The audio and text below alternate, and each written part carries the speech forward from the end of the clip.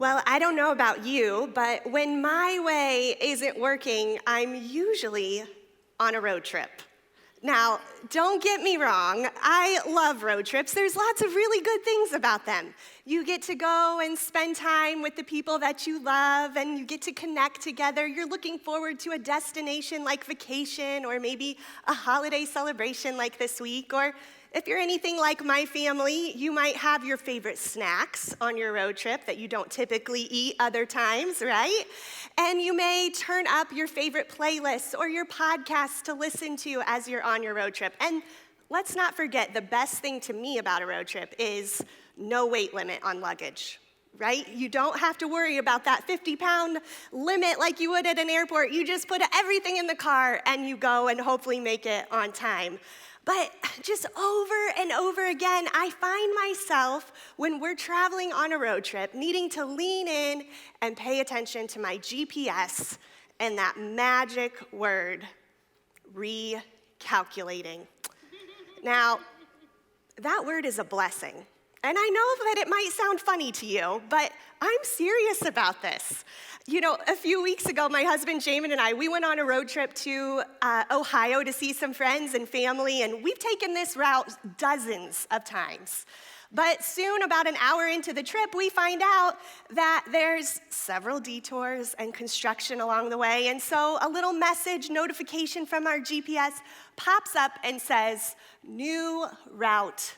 Recalculating for fastest arrival." We agreed to that message and made it just in time for where we needed to go. You know, it's comforting to know that when our route may get off track, it won't be long and we can find the destination we were hoping for. GPSs, they take care of us when our way isn't working because, well, life can give us detours we don't expect, right? Well, as a kid, I absolutely loved a series of books. Maybe you remember this series. It was called Choose Your Own Adventure. I loved these books. I see some nodding heads. Many of you were fans too. I loved them, and I was anxious to get a new release at the library because it wasn't like a normal book, right? These books, the reader had options. Lots of options. At different points in the story, the reader could choose a different direction in the plot. The outcome of the story was determined not by the author, but by whatever you as the reader would choose. Do you want the sheriff to get sucked into the space portal, then turn to page 73? Or maybe you want to turn to page 96 and have the aliens rescue the stagecoach robbers. Isn't the thought that we can choose our own adventure incredibly appealing? That anytime our way isn't working, no problem. Just stop reading, flip to a different page, and try again. If the ending wasn't what we were hoping for, there are other endings to choose from. Imagine if we had such power in our real lives, right? Anytime a situation doesn't go our way, just choose a different adventure. Just recalculate, preferably one where you can avoid adversity, dodge disappointment, and have a happy ending. And if anyone loves a happy ending, I sure do. However, as we get into the chapters of our lives, we soon realize we have very little control, and that life can turn out very different than we expected. That doesn't mean our choices don't matter. They do. Our choices matter.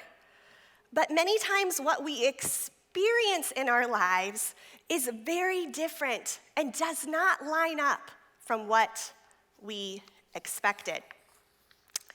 And on this adventure that we call life, we begin to carry with us feelings that we never thought we would have or even have to handle in our lives. Feelings that carry weight and begin to weigh us down, just one disappointment at a time. It's that feeling you get when you step on the scale and the number hasn't changed. Even though you've been really disciplined with your diet and you've gone to the gym more often. It's that feeling you get when you've prayed the same prayer for months, maybe even years, and God seems silent. It's that feeling when you've been romantically interested in someone, you put yourself out there to be told you're such a great friend. It's that feeling when you've worked really, really long hours and you've done your best and then someone else gets the promotion. It's the feeling you get when you go the extra mile in preparing dinner and no one notices or expresses appreciation. Note to self for Thanksgiving, right? We want to say thank you. It's that feeling you get when another pregnancy test is negative. It's that feeling you get when you know you've done the best you can do, but it's still not good enough. When you study, but you still don't get the grade. When you practice as hard as you can, but you still don't get in the game, let alone win. When the interview goes so well, but they never call back. When you apply to your dream college and you aren't accepted. It's that feeling when maybe you walk out to the mailbox and there is another notice from a collection agency.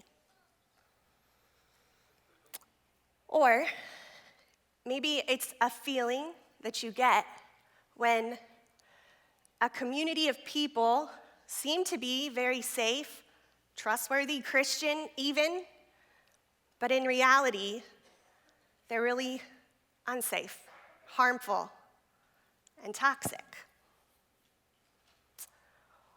Or the feeling that you get when you've devoted your life to serving children and their families, and the doctor shares that you can't have children of your own.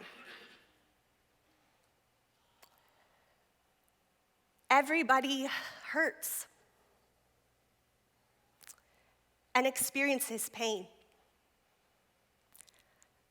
especially when it comes to our friends, our family, fertility, and the relationships that we care about the most. No two situations are the same. But what is the same is this: it's the place that pain can lead us to. A place where we feel this deep struggle. We feel it, right? We can feel it in the room right now. Well, that feeling is a word, and that word is discouragement. It's a loss of hope, of confidence and courage. You were hopeful, then something happened, and now you're less hopeful. You had courage and confidence, but things just didn't go as planned, and now you're just not so sure. Discouragement isn't an object. It's not something you can see or quantify or even touch. It doesn't have weight or mass, but that doesn't mean that we don't feel it from holding us back and weighing us down, one disappointing feeling at a time. So, where do we turn when our way isn't working and it's not our fault? When the darkness seems so dark and the feelings feel so isolating. Here's what I know. We serve a God who's bigger than our feelings. And he can step into that darkness and provide a way out. And he gives us an example of that with the story of Hannah. So would you follow along with me in 1 Samuel chapter 1, verses 1 through 8. There was a certain man from Ramathaim, a Zephite, from the hill country of Ephraim, whose name was Elkanah, son of Jeroham, the son of Elihu, the son of Tohu, the son of Zuph, an Ephraimite. He had 2 wives. One was called Hannah and the other Peninnah. Peninnah had children, but Hannah had none. Year after year, this man went up from his town to worship and sacrifice to the Lord Almighty at Shiloh, where Hophni and Phinehas, the 2 sons of Eli, were priests of the Lord. Whenever the day came for Elkanah to sacrifice, he would give portions of the meat to his wife Peninnah and to all her sons and daughters. But to Hannah, he gave a double portion because he loved her, and the Lord had closed her womb. Because the Lord had closed Hannah's womb, her rival kept provoking her in order to irritate her. This went on year after year. Whenever Hannah went up to the house of the Lord, her rival provoked her till she wept and would not eat. Her husband Elkanah would say to her, "Hannah, why are you weeping? Why don't you eat? Why are you downhearted? Don't I mean more to you than 10 sons?" What we see here is Hannah's way isn't working, and it's not because she's choosing the wrong way. It's because of an uncontrollable circumstance, infertility. And this circumstance, it's extremely layered today, and it's also extremely layered for Hannah. The first thing we see for Hannah is she's not just having one bad day, she is having an isolating season of bad days. It says in verse 7, it continues year after year. Some of you here today, or those of you listening online, you've had some really bad days. And those days have led you to an isolating season where you wonder if it will ever end. Hannah was there. And just imagine with me the next layer of complication. Not only was Hannah isolated with no end in sight, but she is caught up in one large comparison trap with Peninnah. Everyone around Hannah was living the life that she longed for. It says later in verse 7 that Hannah was provoked by Peninnah until she wept and she would not eat. Here's the thing. It was true then, and it's true today. When we allow comparison to take hold of us in our lives, it will emotionally and physically destroy us. And so, while I appreciate that Elkanah here in this passage was trying to help Hannah, it isn't the help that she needs. But isn't it true that when I'm going through a really hard season of discouragement, whatever others try to say or do to help us, it just never works. Especially when we start playing the comparison game together. Well, that happened to you. Let me tell you what happened to me, ... fill in the blank. Let this just be a reminder to all of us that if we're given the privilege of walking with people through an isolating season, through discouragement, it's important that we remember that we can't fix it for them. We can't. We weren't made to fix it, and we weren't made to compare. In her book, Killing Comparison, Nona Jones writes this: "No man or woman is a threat to the purpose God has placed within you. You don't have to measure yourself against someone else because there is no comparison. Their purpose is unique and original. Your purpose is unique and original. God doesn't create duplicates or extras. So stand firm in who you are and reject the lie that you aren't good enough. It's time to live free from comparison. Comparison is a slippery slope.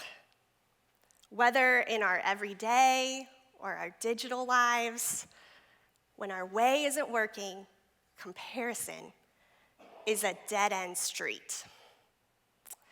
When we continue to have a posture that looks down at our phones and around at others, we will always feel defeated, less than, and not enough. Thankfully, Hannah doesn't stay in this place. She makes a choice that changes everything. Let's pick up in verse 9. It says, once when they had finished eating and drinking in Shiloh, Hannah stood up.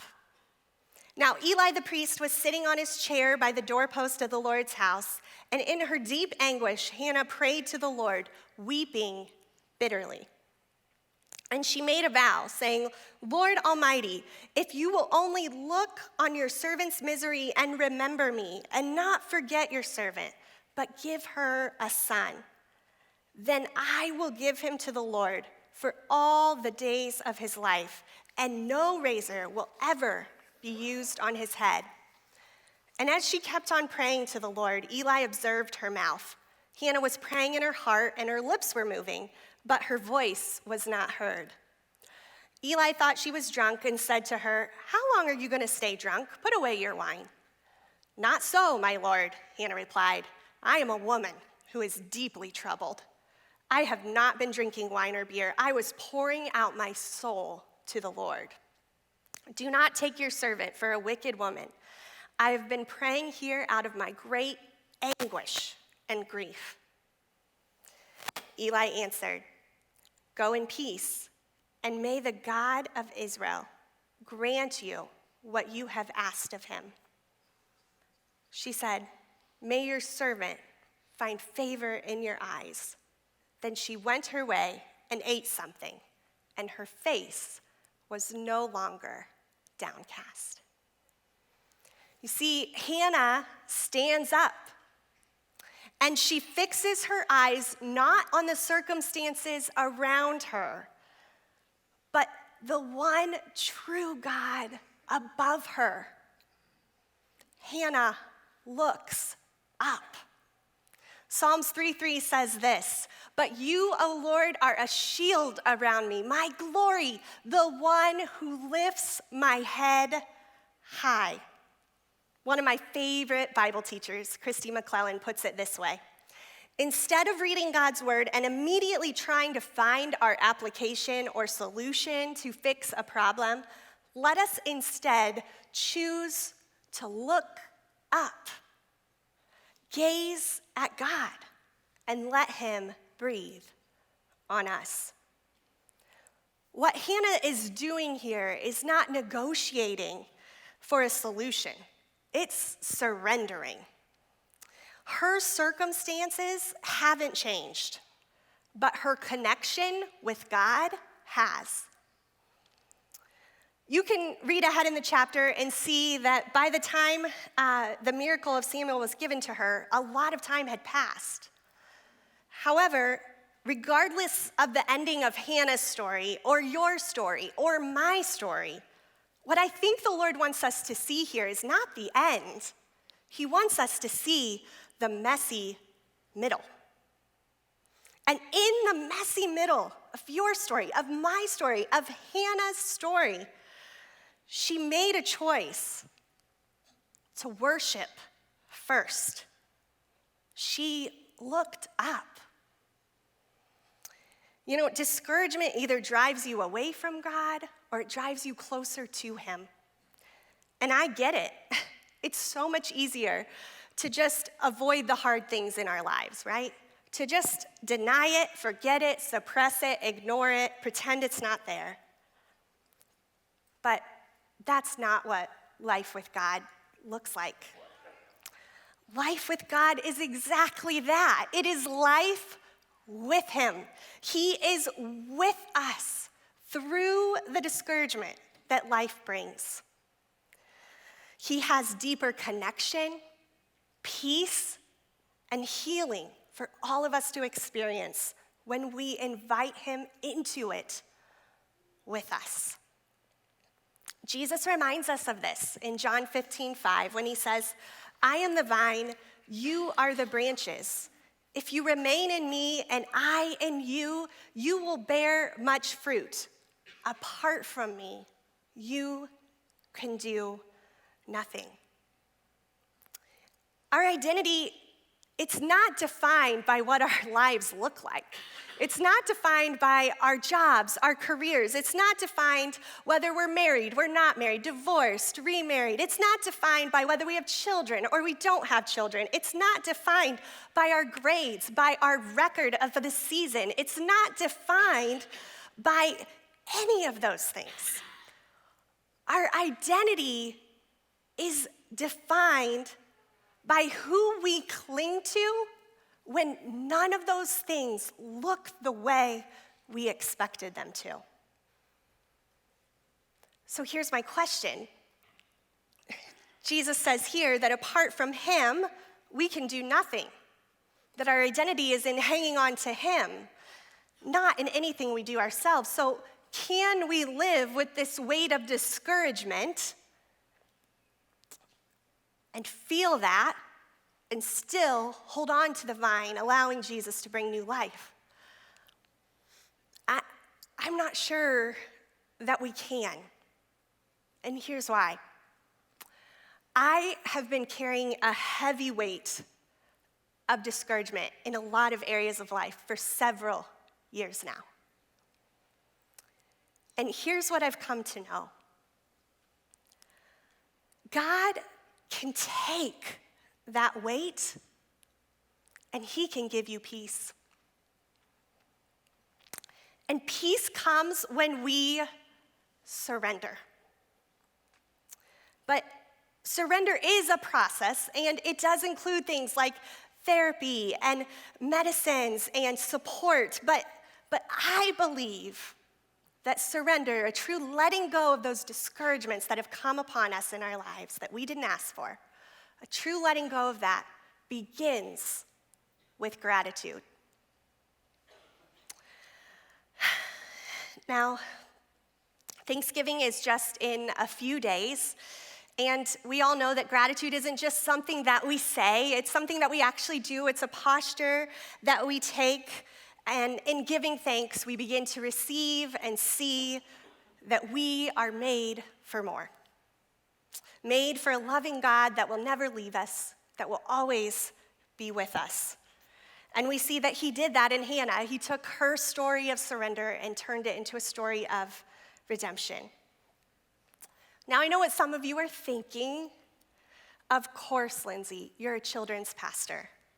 You're going to tell us to be thankful. That's very, very cute. Well, trust me, it's more than cute. It's true. Gratitude is our way out. It has been for me, and it is how we begin to let go, to stand up out of that darkness that has been so consuming, and to begin to fix our eyes on the one above us, not the circumstances around us, to see our one true God who is true and right and good.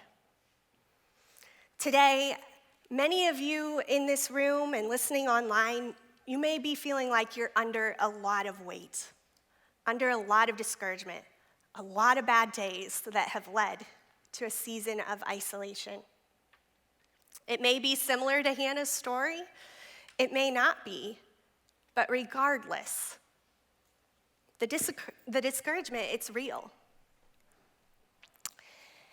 And in that tender place, what I want you to know today is that just as God saw Hannah and didn't forget about her, God sees you. He sees you. He hasn't forgotten about you. And he wants to connect with you. He wants to lift your head and bring you peace. Your situation may not change, but your heart can when we look up and we cling to him. So we want to give you an opportunity to connect with him today, to connect with the one who sees you, who hasn't forgotten you, and to give thanks either here at your seats or at the response stations around the room. You can write a prayer of gratitude to one of the crosses. You can light a candle to remember that God sees you today. Or you can go and receive communion and give thanks for the greatest gift of all, Jesus. Would you pray with me? Jesus, you are the way, the truth, and the life when our way isn't working. We give thanks for that today. And as we step into this holiday season this week, we ask that you would help us all to just step into it a little lighter. We ask for freedom. Freedom, God, from the discouragement that's been weighing us down. You see, you know. Thank you for never leaving us alone. We look up to you today. Amen. Hey there, thanks for joining us on YouTube today. If you liked what you heard, be sure to like and subscribe to our page where you can watch previous messages. We hope you found this content helpful and that it adds value to your life. See you next week.